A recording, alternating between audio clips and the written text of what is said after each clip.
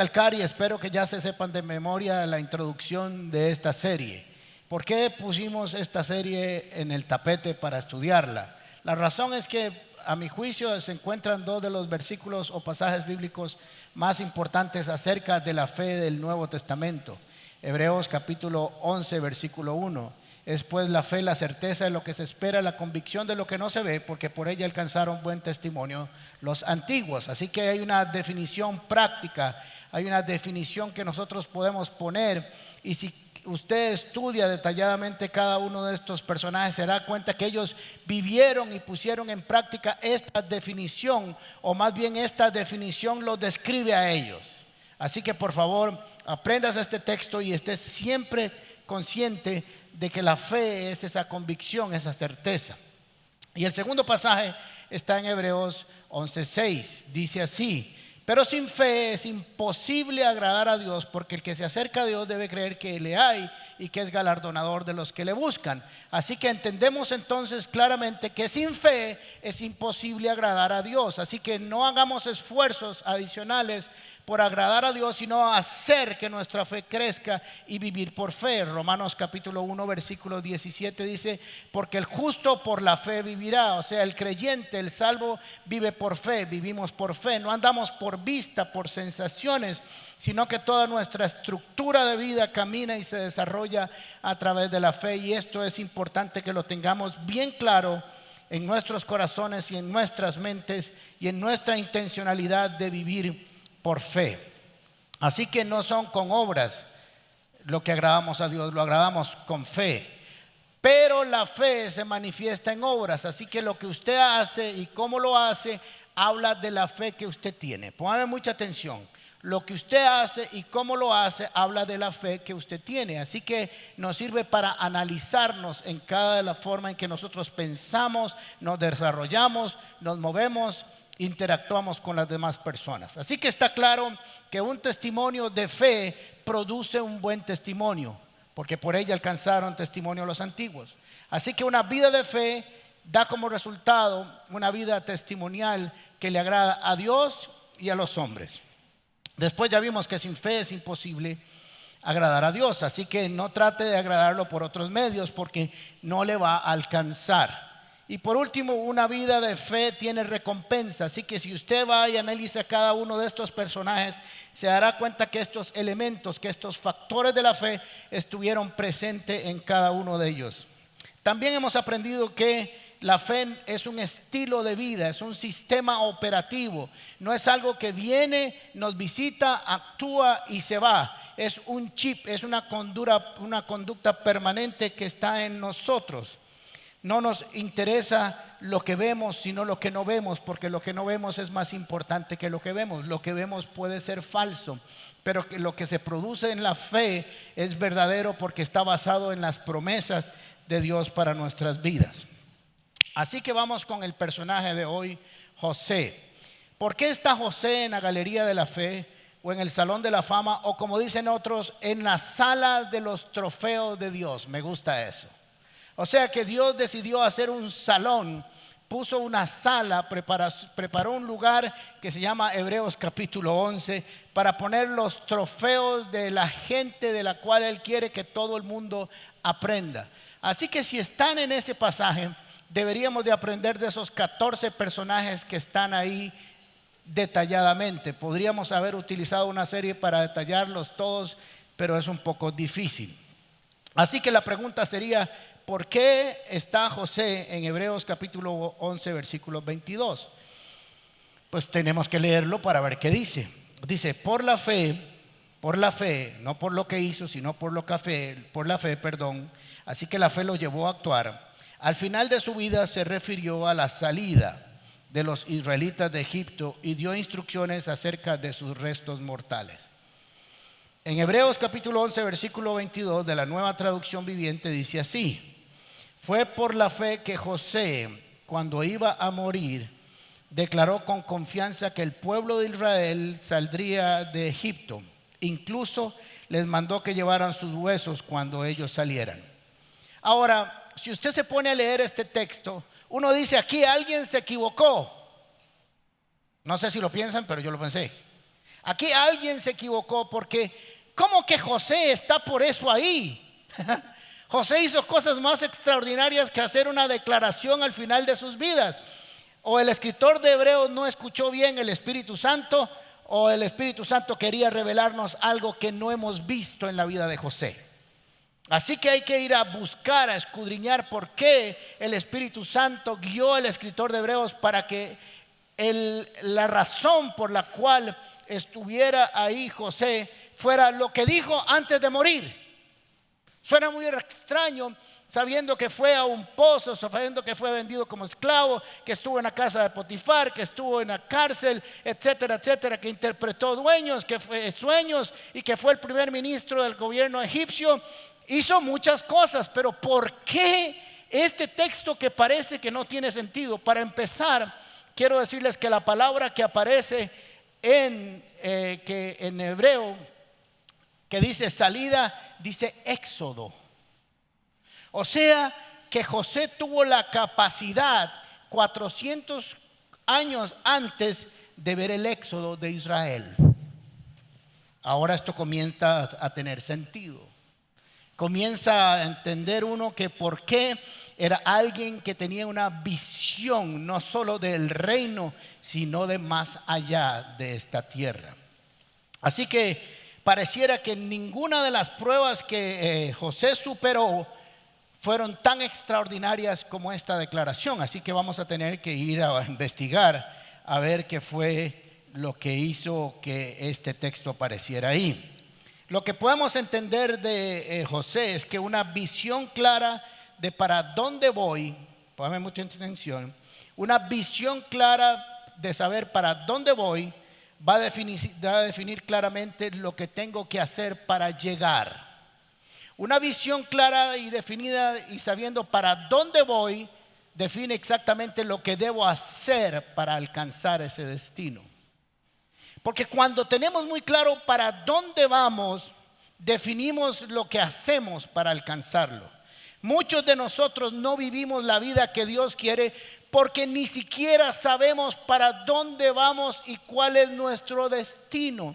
Así que como no sabemos cuál es nuestro destino, según los propósitos y designios de Dios, cualquier bus y cualquier babosada es buena porque no sabemos para dónde vamos. Ahora, cuando estudiamos la vida de José, sabemos que él tenía muy claro cuál era su destino. Aunque de camino cometió errores, porque les puedo decir una cosa, podemos estar en la voluntad de Dios y cometer errores. Y ese no es el problema. Así es donde aparece José. José aparece en Génesis capítulo 37 y su historia está desde el 39 hasta el 50. Es una larga historia que no vamos a leer hoy toda, pero veremos algunos elementos que nos puedan hacer discernir, entender por qué este texto del final de su vida es el más importante de su vida. Aparece en la historia cuando tiene 17 años, es hijo de Jacob, que después se llama Israel, que de ahí vienen las 12 tribus de Israel. Es el número 11 de 2 hermanos, su hermano menor es Benjamín, su mamá muere, Raquel es la esposa amada de Jacob, es por la que trabajó 7 años y después tuvo que repagar 7 años más. Tenía que quererla muchísimo, ¿verdad? Para haber trabajado 14 años por ella. Así que es muy importante. Es un hijo de la vejez de Jacob y era un milagro porque Raquel era estéril. Así que José nos va a enseñar en lo que vamos a estudiar muy rápidamente, que nos enseña que se puede y se debe actuar. Se puede y se debe actuar por fe, siempre y correctamente, aunque parezca que Dios no está. Porque cuando estudiamos la vida de José pareciera que en algunos acontecimientos de su vida Dios no está. Sin embargo, él estaba convencido que Dios estaba con él. La excusa que siempre tenemos en algunos momentos de nuestra vida para actuar incorrectamente es como un autocastigo. Es que pareciera que Dios me dejó abandonado o abandonada. Y José nos enseña todo lo contrario, porque parece que no está, aún así permanezco fiel a Dios. Así que nos enseña que la vida tiene luchas, la vida tiene conflictos, la vida no es una línea recta entre A a la Z. tiene curvas, tiene baches, tiene huecos, tiene montañas, tiene valles, tiene ríos, tiene caminos escabrosos, pero en todos ellos siempre llegaremos al destino cuando decidimos que vamos a vivir bajo la voluntad de Dios. Se puede ser victorioso aún en los momentos más difíciles de la vida. Así que como todos los casos que hemos estudiado, tenemos que ir de donde hace referencia Hebreos capítulo 11, versículo 22, y hay que ir a Génesis capítulo 50, versículos 24 al 26.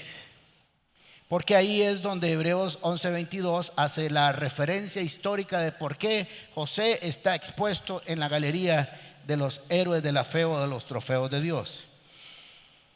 Tiempo después, José les dijo a sus hermanos: yo estoy a punto de morir, pero sin duda, vean la forma en que se expresaba, sin duda, o sea que no tenía la más mínima duda, estaba convencido, Dios vendrá a ayudarnos y los llevará de este país a la tierra que prometió a Abraham, Isaac y Jacob.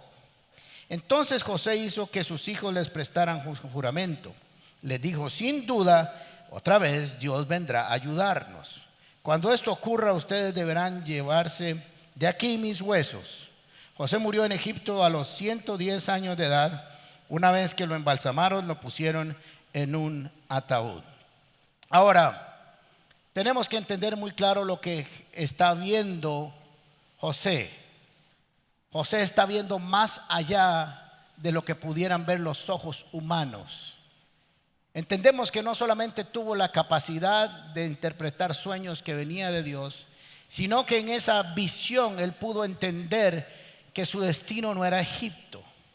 Y siempre o regularmente, que se habla de José, termina en Egipto. Terminamos enseñando el destino de José. Y la mayoría de las enseñanzas de José están relacionadas con todo lo que hizo para alcanzar a ser primer ministro y la gloria de Egipto. Pero cuando estudiamos Hebreos capítulo 11, versículo 22, nos damos cuenta que al Señor le importó poco que él fuera primer ministro de Egipto. Interesante, porque no está ahí sus grandes acontecimientos en Hebreos capítulo 11, no están ahí. Quiere decir que Dios consideró que había algo más importante en la trayectoria de José. Y la Biblia nos presenta dos perspectivas en resumen.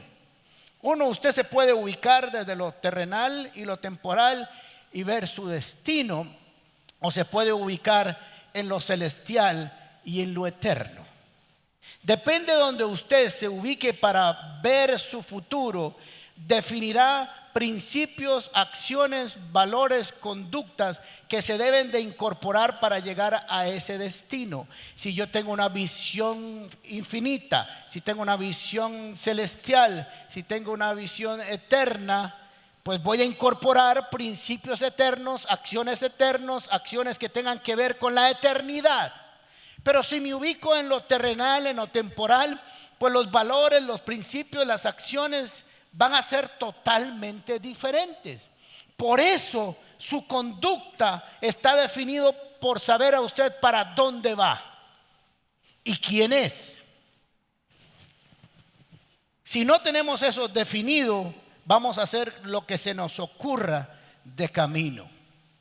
Ya sabemos que Dios tiene planes para nosotros, son planes extraordinarios. Jeremías 29:11 dice: porque yo sé muy bien los planes que tengo para ustedes, afirma el Señor, planes de bienestar y no de calamidad, a fin de darles el futuro, un futuro y una esperanza. Aunque Jeremías capítulo 29 está en un contexto dirigido específicamente al pueblo de Israel, no podríamos decir que Dios no tiene planes para su iglesia, no tiene planes para sus hijos y que sus planes sean malos, o sea que es aplicable a su iglesia. Así que Dios tiene planes. Dios tiene un plan para cada uno de nosotros. No nacimos por casualidad. Tenemos una esperanza de gloria en los propósitos de Dios. Ahora, como lo dije anteriormente, la historia de José llega hasta la salida de Egipto. Pero quisiéramos nosotros que las cosas no fueran complicadas en la vida. Yo quisiera que fueran así. Y todos quisiéramos que fueran así, pero no son. Las cosas se complican, indistintamente si estamos en la voluntad de Dios. El ejemplo más claro y sencillo relacionado con el contexto de David y de José es Israel. Israel sale con un plan definido por Dios, con una estrategia definida por Dios, con un plan hecho 400 años antes, aún más, unos 500 años antes tal vez o más. Pero no llegó en línea recta, porque no quisieron creer y no quisieron someterse a los planes de Dios. Sin embargo, así siempre llegaron. Así que vamos a llegar de una u otra manera cuando estamos seguros de que Dios tiene un plan para nosotros. Abraham tuvo que esperar, Pablo tuvo que esperar, los grandes personajes de la Biblia tuvieron que esperar, pero vamos a entender que eso tiene un propósito. Y José sabía que en el propósito de Dios, todo lo que había sucedido en su vida tenía un plan, tenía un propósito. Había pasado por una escuela que rápidamente los voy a pasar ahora por la escuela, el colegio, la universidad y la maestría de José para entender por qué llega a esa conclusión al final. Así que una vez que sus hermanos se dieron cuenta de quién era y todo lo que había pasado, le dijeron: queremos ser tus esclavos, le dijeron a José. Y José dijo: no se preocupen, yo ya aprendí de la vida y les voy a contar algo que aprendí de la vida. Génesis capítulo 50, versículo 19. No tengan miedo, les contestó José. ¿Puedo acaso tomar el lugar de Dios? Había aprendido de camino. De joven había tratado de ser como Dios, pero en sus últimos días, o cuando ya estaba maduro, ya entendió que no podía ocupar el lugar de Dios, no podía vengarse, no podía exaltarse, no podía serrucharle el piso a los demás, no podía hacer acusetas, etcétera, etcétera. Es verdad que ustedes pensaron hacerme el mal. Ratas, les dijo más o menos. Ustedes fueron unos malos hermanillos. No es que le hicieron algún mal, no es que trataron de hacerle mal, y no es que pensaron, es que lo hicieron. Pero miren el corazón de José, cómo estaba conectado con el corazón de Dios ahora. Pensaron hacerme mal, pero Dios transformó ese mal en bien para lograr lo que estamos viviendo: salvar la vida de mucha gente. Tranquilos, no se preocupen. Yo aprendí ya que yo estoy aquí con un propósito, con un destino, con un plan. Y todo lo que pasó en ese plan, aunque no me gustó, aunque sufrí y aunque la pagué y aunque pasé por momentos bien feos, aún así Dios convirtió todo ese mal para el bien no solo mío, sino de mi pueblo y aún de Egipto. Yo quiero decirle a cada uno de ustedes que está pasando y ha pasado por momentos difíciles, que ha pasado por el pozo, por la venta, por la esclavitud, por la cárcel, que todo tiene un plan si te sometes en tu corazón a la voluntad de Dios y crees que Dios tiene un plan perfecto para su vida. Todas las cosas se van a alinear para los que Dios ama. Y los que te están haciendo daño o te hicieron daño no saben que te están perfeccionando para la obra del ministerio. En tu casa, en tu familia, en tu negocio, donde quiera que estés, no saben que están siendo utilizados para sacar lo mejor de ti. Pero si no entendemos que Dios está ahí, entonces vamos a hacer caballadas para hacerlo bien espiritual. Bien. Ahora, parecía de alguna manera en esa visión de José que se había adelantado al Nuevo Testamento al año 55 cuando se escribió Romanos 8:28. Porque José nunca leyó Romanos 8:28, pero sí lo pudo presenciar por la fe. Y dice Romanos, algunos de ustedes ya se la saben de memoria, y sabemos que a los que aman a Dios, todas las cosas les ayudan a bien, esto es, a los que conforme a su propósito son llamados. Así que realmente lo que José estaba haciendo, estaba recitando Romanos 8:28. No sabía que iba a existir, pero él lo estaba haciendo porque el espíritu que estaba en José es el mismo espíritu que estaba en el escritor de Romanos. Es el mismo. El principio bíblico permanece por la eternidad, no importa si están en el Nuevo o en el Antiguo Testamento. Así que ya sabemos que algunos obstáculos y algunos problemas de José trajo como consecuencia largo camino. Así que estamos en Hebreos capítulo 11, versículo 22. Ya sabemos lo que dijo en Génesis capítulo 50. Ya sabemos de alguna manera por qué está ahí. Pero vamos a hacer un pequeño enlace entre su historia para saber por qué él declara al final de su vida lo que hace. Si no conocemos rápidamente este intermedio que se da en la vida de José, podríamos decir que el valor final de esa expresión no es ninguno. Ahora, sabemos que José viene de una familia complicada. Son 11 hermanillos, además de él. Su mamá había muerto. Su papá cometió un error que podemos cometer todos los padres, y es que hizo de José su preferido. Así que era el chineado de la casa. Y esto trajo envidias, trajo odio, trajo rencor, trajo división. Papás y mamás, tenemos que tener mucho cuidado a no hacer divisiones entre nuestros hijos. Eso puede ser un error que nos puede costar muy caro en la historia de nuestras familias. Seamos prudentes, seamos sabios, busquemos la forma de equilibrar las manifestaciones de amor y de cariño.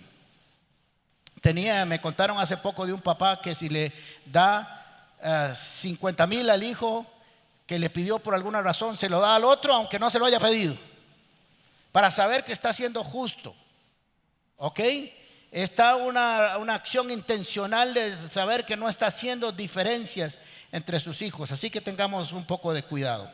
Así que como era el hijo chineado, el chiquitico, el de la promesa, lo vistió de colores, una túnica de colores. Esta túnica de colores significa que era alguien especial y que era una realeza, era un traje real. En el contexto nuestro más o menos lo vistió de un traje Armani con zapatos Ferragamo. Y a los hermanillos los vistió con American Chuica. Así que era evidente que los había vestido diferente. Pero póngame mucha atención porque eso va para usted y para mí. Usted y yo no podemos ser vestidos de realeza hasta que no tengamos un carácter real.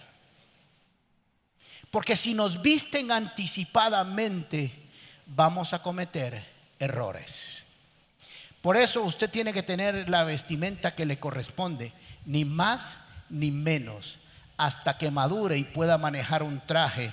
Porque aunque la mona se vista de seda, mona se queda. Así que el papá lo vistió de realeza, pero no era una realeza, no tenía ni los años para ser realeza, no había sido educado para ser de sangre azul. Así que esto lo perdió, le salió muy caro en la vida de José, y por lo tanto necesitaba ir a una escuela de principios y valores para cumplir su destino. Señoras y señores, todos tenemos que ir a la escuela de la vida. Y adivinen cómo enseña la vida. Qué belleza la vida. La vida es así, no la he inventado yo. Porque la vida enseña con métodos realmente duros. Envidias, rencores, enfermedades. Así que este señor tenía que pasar por esa escuela para producir un carácter que fuera el que Dios necesitaba. Así que comete varios errores, porque alguien que está vestido de realeza que no le corresponde, actuará como una mala realeza. Ustedes conocen, de alguna manera conocemos la historia de las rarezas europeas. Hay algunos aquí que se creen de sangre real en Costa Rica, pero no son huetares y eso no sirve para nada. Los chorotegas y eso. Pero usted ve que los niños nacen en Europa, y si son ingleses o españoles, y usted ve que de niños cómo caminan, cómo entran a algún lugar, porque lo están educando para que no se paseen la sangre de toda la familia, ¿verdad? Así que necesitamos ser educados como hijos del rey para vivir como hijos del rey. Usted está en clases, dígale a la par: estoy en clases. Me están entrenando. Me está entrenando Dios por un lado, y me estoy entrenando yo con mis caballadas por otro lado, pero siempre es entrenamiento. Muy bien. Así que como estaba vestido de algo que no le correspondía, comenzó a actuar erróneamente en su vida. Lo primero que hizo fue que se volvió orgulloso, soberbio, porque claro, cuando yo ando vestido de Armani y de Ferragamo, tengo que rajarle a todo el mundo con lo que ando. Entonces anda con el carro y los zapatos afuera, ¿sí? Para que todo el mundo sepa qué es, pero eso es soberbia. Así que comentó varios errores. Primero le contó a sus hermanos un sueño, y este sueño no sabemos si fue ingenuidad o fue parte de su orgullo. Yo no quisiera juzgar lo que fue parte de su orgullo, creo que fue parte de que no estaba preparado. Porque el hecho de que usted tenga una información de Dios no significa que tenga que contarla, solo que tiene que manejarla. Son dos cosas diferentes. El hecho de que Dios le haya dado a usted, usted no tiene que anunciarlo, solo tiene que ponerlo en acción en su vida y que los demás se den cuenta que Dios le habla a usted, no que usted lo anuncia. Lo otro es que se volvió una cuseta, alias serruchapisos. Así que entonces iba a ver cómo se comportaban los hermanillos, porque él sabía que era diferente y tenía que mantener su estatus, pero no lo hizo con comportamiento, sino que lo hizo con la lengua. Trató de serrucharle el piso a los demás para mantener un estatus que no le correspondía, como es un deporte en nuestro país.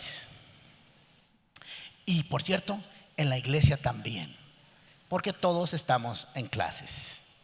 Esperamos aprender rapidito, que no le dure mucho rato. ¿Ok? Así que él trató de mantener un estatus conforme a su traje y conforme a su don, y comenzó a volverse serruchapisos. Y ya conocen ustedes un poco de la historia del vaivén, y al final le dice el tata que vaya a ver cómo están los hermanillos. Los hermanillos tienen como 15 días de estar en el campo, asoleados, con la misma ropa, sin bañarse en el desierto, llenos de polvo, breteando, sudando la gota gorda, y en eso ven al hermanillo vestido de Armani y con los zapatos con una bolsa para que no se le llenen de polvo. Imagínese usted cómo se sintieron ellos. Imagínese cómo se sentiría usted. Mi hermanillo jugando Nintendo en la choza y yo breteando como un animal, y sin embargo a él es el que le dan el traje de luces. No parece justo, y no era justo hasta ese momento. Era profético, pero no justo. Así que Dios tiene que empezar a tratar con él por lo siguiente. Ya saben que sus hermanos se enojaron, le quitaron su ropa, porque su ropa le hacía daño. Entiéndame esto. Usted a veces y yo tenemos vestimentas que no nos corresponden, y para aprender lo primero que va a hacer Dios con nosotros es quitarnos el traje de la soberbia y del orgullo que no nos pertenece, para que empecemos a valorar lo que sí tiene valor. Porque la vida de José no estaba en su traje, estaba en lo que él era. Así que lo primero que le hacen es que le quitan su traje y lo dejan desnudo, porque para empezar muchas veces las clases en nuestras vidas tenemos que quitarnos el traje de la soberbia y empezar a trabajar en la humildad. Así que esto es muy importante. Esto está en una pared. Cuando usted entra a Escazú, dice: antes de ser anciano y sabio, tuvo que haber sido joven y estúpido. Así que todos tenemos que pasar por ese proceso. Tendría que madurar para llegar a su destino. Su destino era muy grande. Era tan grande que necesitaba una gran escuela. Porque su escuela, la mía, mi entrenamiento y el suyo van a estar ajustados al llamado que Dios nos esté dando. El entrenamiento del Real Madrid no es igual al de algunos equipos por ahí, como el partido de ayer. Qué desastre. Qué verdadera desastre. Entonces los requerimientos técnicos no son iguales. Hay que entender que hay muchos millones de distancia, además de kilómetros. Así que por ahí los voy a justificar. Pero muy bien, todo tiene que ver un llamado con nuestras vidas. Así que en ese camino de aprendizaje vamos a desarrollar humildad, sensibilidad, empatía y sobre todo una gran visión de quiénes somos. Porque cuando usted sabe bien claro quién es, en lugar de maullar va a ladrar, porque algunos creen que son gatos pero son perros, y así sucesivamente con diferentes animales. Así que usted tiene que saber quién es. Póngame mucha atención lo que le voy a decir, por qué José tenía que pasar por eso. Porque él no estaba listo para ser primer ministro de Egipto, de la nación más poderosa sobre la tierra en este momento. Ni Egipto estaba listo para recibir un primer ministro hebreo. Ni José estaba listo para asumir el ministerio de la presidencia en Egipto. Ni Faraón estaba listo para ello. Ni había suficiente hambre como para estar ahí. Así que todas las cosas se tenían que alinear para la llegada precisa y exacta que tenía que tener a José en la vida, no solo de Israel o de su familia, de él mismo y de la nación egipcia. No trate de llegar antes. Si llega antes, se puede pasar en la olla de leche. Si llega después, también. Deje que Dios haga el proceso con usted, aunque crea que está en la cárcel y se han olvidado de usted. Él sabía. Y dice la palabra de Dios 3 veces: y la buena mano de Dios estaba con José. Y José entendió esto. Así que es importante que tenemos que dejarnos procesar. Tenemos que dejarnos procesar para que la visión de eternidad, la conducta de nuestras vidas, la forma en que pensamos, tenga un sentido en los planes de Dios. Porque nuestros pensamientos no son los suyos, ni nuestros caminos los suyos. Dios tiene que alinearlos, tiene que sintonizarlos a su plan con nosotros. Así que tenemos que entender esto muy claro. Por ejemplo, en el caso de Saúl. Saúl no fue un rey como David. ¿Y alguien me puede decir por qué? No solamente porque no fue la voluntad de Dios, sino porque Saúl nunca pasó por ningún proceso de entrenamiento en las manos de Dios. Saúl lo agarraron y lo hicieron así, plum, pla, pa, y dele chaval. No era el plan de Dios, pero Dios le complació la petición del pueblo. Pero cuando Dios quiso el rey que quería, agarró a un niño y desde pequeñito lo comenzó a entrenar en soledad, en revelación, hasta su gran lucha. ¿Cuándo la tuvo? En el momento exacto. Así que no se adelante a pelear usted con las cosas que no le corresponden. Pero entonces entendemos al final del camino que José no fue solo para llevar a ser ministro, sino que él tenía una visión de eternidad en los planes de Dios. Cuando usted lee Hebreos capítulo 11, versículos 17 al 22, no lo vamos a leer. Nos damos cuenta que ahí están incluidos, en esa lista debe leerse como un solo, 3 personajes, pero un solo tema cuando lo lea. Es el tema de la promesa y el tema de la fe.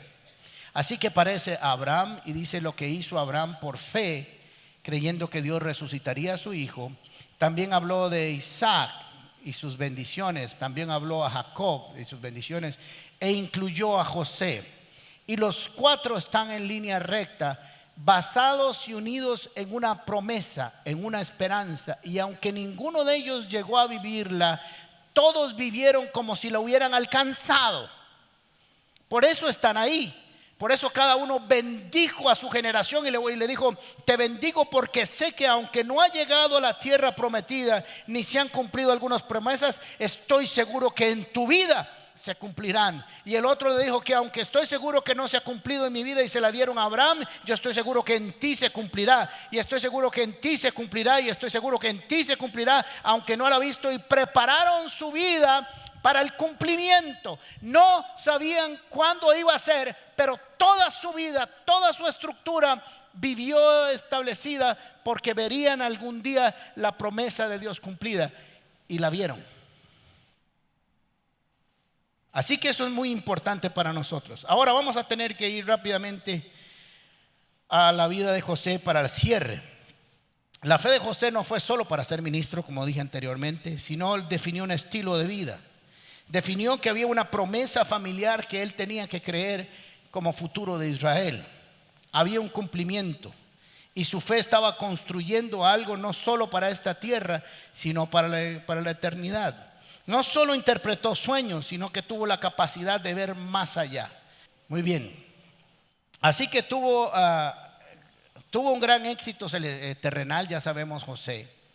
Pero él no se quedó limitado a esto. Cuando él dijo: vean, yo estoy seguro que Dios vendrá. Y la palabra que utiliza como les dije anteriormente, José, para decir que Dios vendría fue la palabra éxodo.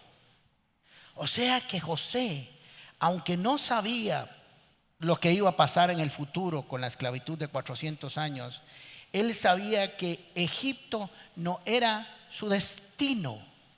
Aunque tuvo la gloria del primer ministro, aunque tuvo todo lo que pudo, lo que cualquier persona pudo tener en esta tierra, fama, fortuna, dinero, etcétera, él sabía que ese no era su destino. Había aprendido en su lección que habían cosas que eran mucho mejores que las que tenía o las que había logrado. Yo creo que se adelantó un poco a Filipenses capítulo 3 versículo 7 también. Dice: sin embargo, todo aquello que para mí era ganancia ahora lo considero pérdida por causa de Cristo. Es más, todo lo considero pérdida por razón del incomparable valor de conocer a Cristo Jesús mi Señor. Por Él lo he perdido todo y lo tengo por estiércol al fin de ganar a Cristo y encontrarme unido a Él. No quiero mi propia justicia que proviene de la ley o procede de la ley, sino la que se obtiene mediante la fe en Cristo, la justicia que procede de Dios basada en la fe. También se adelantó. Ahora, cuando José está diciendo: háganme una promesa, quiero que pongan mucha atención en este cierre, porque por eso está en 11:22. Cuando él les dice: Dios va a venir a cumplir su promesa, este no es mi destino ni el destino de esta nación. Estaba renunciando al esplendor de la gloria de Egipto, porque en la cultura egipcia el morir era todo un culto. Si no me cree, vaya a Egipto y vea las pirámides y los sarcófagos y los mausoleos. O sea, los egipcios tenían casi una adoración por la muerte. Podían vivir muy humildemente en su vida, pero al morir necesitaban tener una gloria. Así que preparaban el mejor sarcófago, la mejor pirámide, las mejores pinturas, las mejores ropas, los mejores sirvientes, y se enterraban con las joyas, con juguetes, con seres vivos para que les sirvieran del otro lado. Hacían mausoleos para que después de miles de años, y todavía están ahí las pirámides, la gente los recordara. Eso estaba en el futuro también de José. Pero cuando José dice: me ponen en un ataúd y me guardan, José estaba diciendo lo siguiente: yo no vine por la gloria de Egipto. Yo no vine para ser recordado como alguien que está en la historia de Egipto como el primer ministro. Yo quiero que cuando llegue el momento de tomar la tierra prometida, porque que será, mis huesos lleguen ahí, porque aún muerto Dios cumplirá su promesa. Eso es lo que estaba diciendo. Para los egipcios, tener a alguien en un ataúd embalsamado por 400 años sería la humillación más grande que le podían hacer a cualquier persona por el culto que tenían a la muerte. Pero José fue el mayor monumento, la pirámide más grande nunca hecha para recordarle a los hebreos. Todos los días durante 400 años pasaban por el lugar donde estaba el ataúd de José y veían las pirámides y decían: esa pirámide no es tan grande como la fe de este hombre, que nos anuncia que Dios vendrá, porque Él lo dijo. Pudo haberle dicho a los egipcios: háganme una de las pirámides más grandes y el mausoleo más extraordinario, pero no lo quiso, porque Él no pertenecía a ese lugar. Él no pertenecía a la cultura egipcia. Él quería ser un inspirador, no para la historia de un pueblo que no le pertenecía, sino para la historia de su propio pueblo que necesitaba una esperanza. Por eso, cuando José iba a morir, le dijo a sus hijos: de aquí me sacan, porque de aquí nos van a sacar, le garantizo que nos van a sacar, y que va a haber una tierra prometida. Habrá una tierra prometida. ¿Qué fe? Entendió que él era ciudadano de los cielos y que no era ciudadano de esta tierra. Quiero decirles que José fue capaz aún de ver la resurrección de los muertos, porque él quería que cuando resucitara, su primera acción sería estar firme en la promesa de Dios que un día cumpliría. ¿Se dan cuenta por qué está ahí? Pero miren si él tenía razón. Éxodo capítulo 13, versículo 19. Moisés se llevó consigo los restos de José, 400 años. Y lo que él pidió que se cumpliera se estaba cumpliendo. Según este lo había pedido a los israelitas bajo juramento, y estas habían sido sus palabras de José. Pueden contar ustedes con que Dios vendrá en su ayuda cuando esto suceda. Llévense de aquí mis huesos. Ahora imagínese usted a Moisés y a todo su pueblo con un ataúd embalsamado, saliendo y todos caminando detrás de él diciendo: es impresionante. La fe de este hombre profetizó que un día esto sucedería. Y que aún estando muertos sus huesos hablarían de su fe. Quiero decirles que cuando tenemos una visión de eternidad, aunque estemos enterrados ahí en cualquiera de los cementerios de San Pedro o de Heredia donde estamos, la gente pasará y recordará lo que nosotros sembramos en las vidas de muchas personas y de generaciones, cuando entiendan que no estamos ahí, sino que nosotros somos ciudadanos del reino de los cielos, y que un día nuestros huesos hablarán de la fe que tuvimos en esta tierra. No como José, pero sí en cada una de nuestras vidas.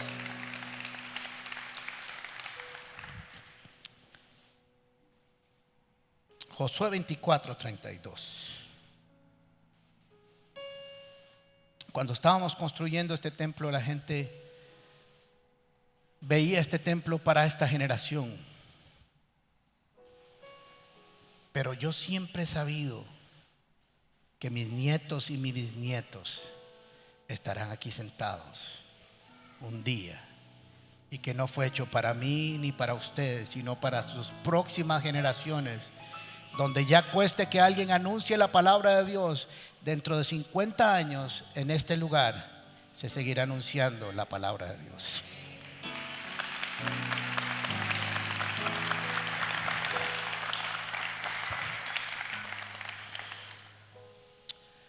...448 años después, 440, dice Josué 24:32, los restos de José que los israelitas habían traído de Egipto fueron sepultados en Siquén, en un terreno que Jacob había comprado con 100 monedas de plata a los hijos de Hamor, padre de Siquén. Y oiga qué increíble, impresionante. El terreno después llegó a ser propiedad de los descendientes de José. Un terreno que él nunca tocó personalmente, pero que ya había adquirido aún antes de morir. Porque la fe es la certeza de lo que se espera y la convicción de lo que no se ve, y por ella alcanzaron buen testimonio los antiguos. Ahí está cumplido. La fe en José no fue un evento.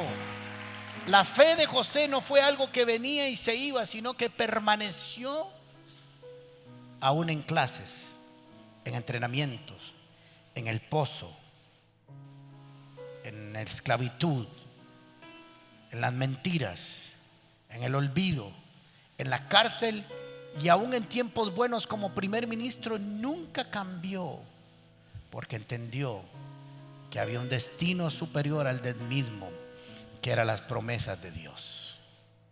Cuando las tenemos claras y precisas, nuestra vida cambiará. La forma en que vivimos, en que actuamos, en que nos comportamos, en que hacemos negocios, en que tratamos a nuestros seres amados, en que tratamos a los demás, cambiará. Porque sabemos que nuestra morada no está aquí, sino que está allá en los cielos, y que lo que vivimos aquí lo vivimos para dar testimonio de la eternidad de Dios. Cierre sus ojos un momento, por favor. Gracias por acompañarnos en Comunidad Paz.